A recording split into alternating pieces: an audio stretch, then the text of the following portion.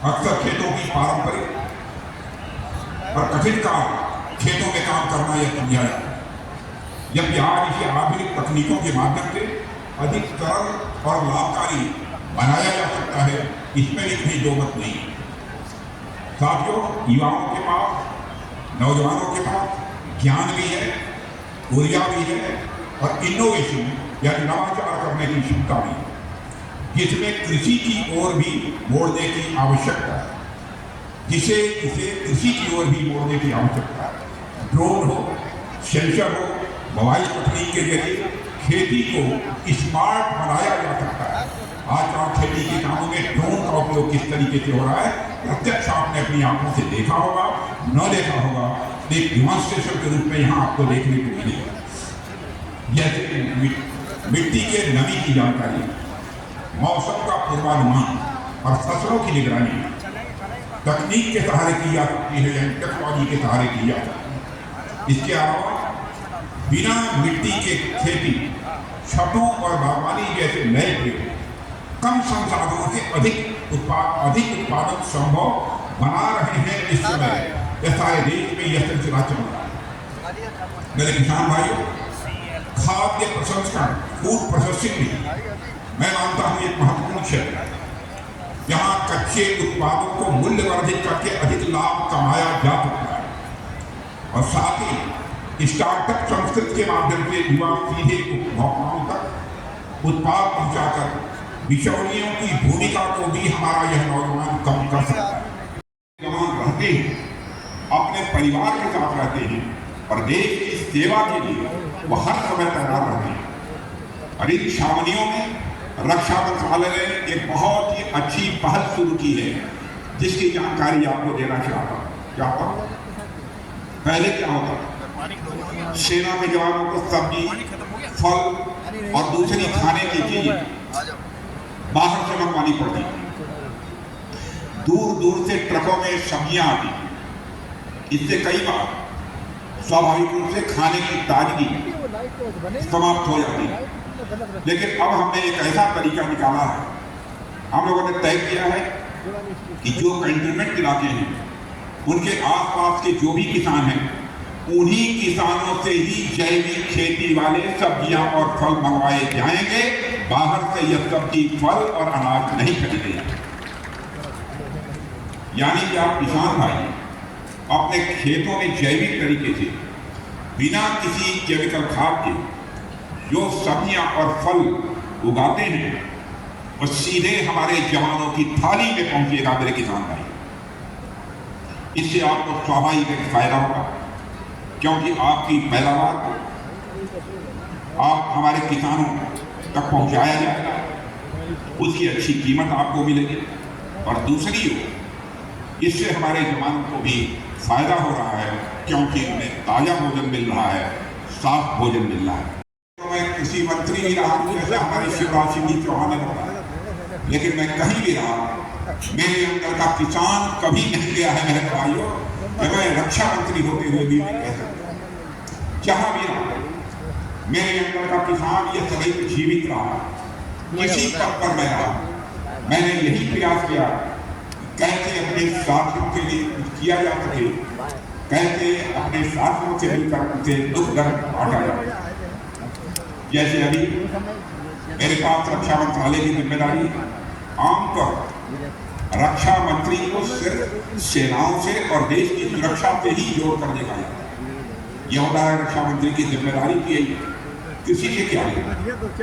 मैं मानता हूं कि सही भी देश की सुरक्षा से जोड़कर ही रक्षा मंत्री को देखा जाना चाहिए।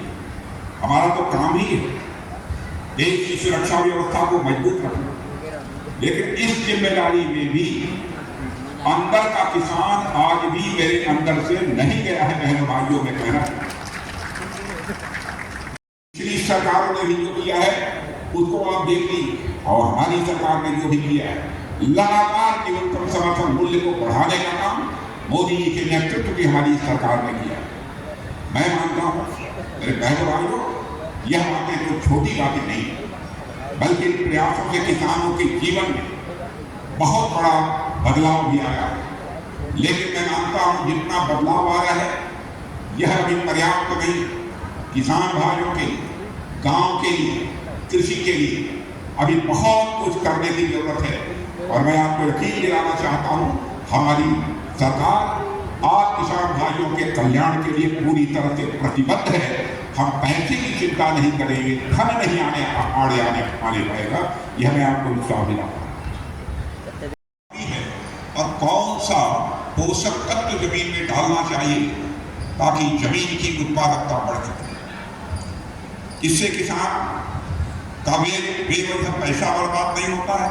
किसान को पता चलता है कि उसकी जमीन को क्या चाहिए और इससे उत्पादन बढ़ता है। और केवल उत्पादन ही नहीं बढ़ता है बल्कि लागत भी घटती है। मेरे बहनों भाइयों, हमारी सरकार ने किसानों के लिए योजनाएं तो बनाई हैं, साथ ही साथ खेती से जुड़े हुए अन्य चीजों पर भी ध्यान दिया है हमारी केंद्र की सरकार ने। जैसे हमने गांव-गांव में सड़कें बनाई हैं, बिजली पहुंचाई है, पानी का प्रबंधन किया है, हर घर तक नल पहुंचाया है, नल के माध्यम से जल पहुंचाया है। किसान को अगर अपनी उपज बेचने के लिए बाजार तक पहुंचना है तो जाहिर सी बात है उसके लिए अच्छी सड़क चाहिए। पहले कई जगहों पर कच्चे रास्ते थे, यहाँ ट्रक नहीं आ पाते थे। अब सरकार ने लाखों करोड़ों रुपए खर्च करके गांव को शहरों से जोड़ा है और सरकार ने बिजली के कनेक्शन घर घर तक पहुंचाए हैं ताकि किसान यदि बिजली के माध्यम से सिंचाई करना चाहता है तो ठीक तरीके से बिजली के माध्यम से भी वह सिंचाई कर सके। मेरे बहनों भाइयों, हमने देश भर की, यह कोई दान नहीं है, मैं मानता हूं यह आपकी परिश्रम, आपके मेहनत का यह सम्मान है। ये पैसा इसलिए दिया जाता है ताकि आप बीज खरीद सकें, आप खाद खरीद सकें, आप अपने खेतों में कोई भी जरूरी काम जो करना आवश्यक हो वह कर सकें। भाइयों, अब तक इस योजना के तहत हजारों करोड़ रुपए सीधे किसानों के खाते में गए, बिना बिचौलियों के, बिना किसी झंझट के। यह आप सभी किसानों के प्रति हमारी सरकार की तरफ से एक कृतज्ञता। और इसी तरह प्रधानमंत्री फसल बीमा योजना भी सरकार द्वारा किसान भाइयों को दिया गया, मैं मानता हूं यह सामान्य उपहार नहीं है बल्कि यह अनुभव उपहार है।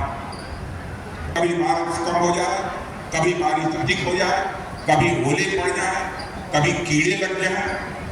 पहले जब ऐसी स्थिति आती थी तो किसानों की कमर टूट जाती और कई वर्षों के लिए हताशा और निराशा के दौर से किसान गुजरने को मजबूर हो जाते। लेकिन अब सरकार ने फसल बीमा योजना को बहुत ही पहले की अपेक्षा मजबूत किया है।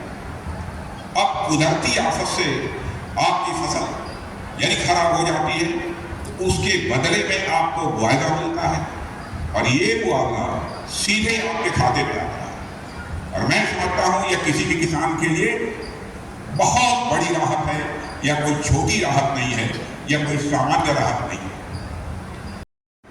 और हमारे प्रधानमंत्री जी ने हमेशा कहा है किसान हमारे देश की अर्थव्यवस्था की रीढ़ है।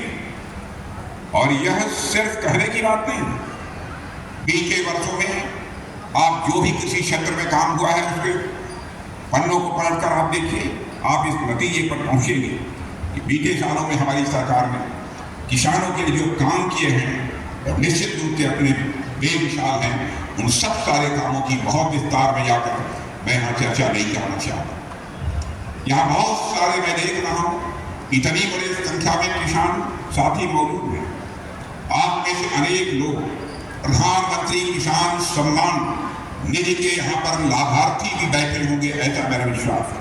और इस योजना के तहत हर साल हमारे साथियों के बैंक खातों में 6-6 हजार रुपये डाल जाते हैं। पहले यदि 6,000 रुपया किसानों को यदि कोई देने की भी कोशिश करे तो आधा का आधा पैसा तो दूसरे लोगों की जेबों में चला जाता था।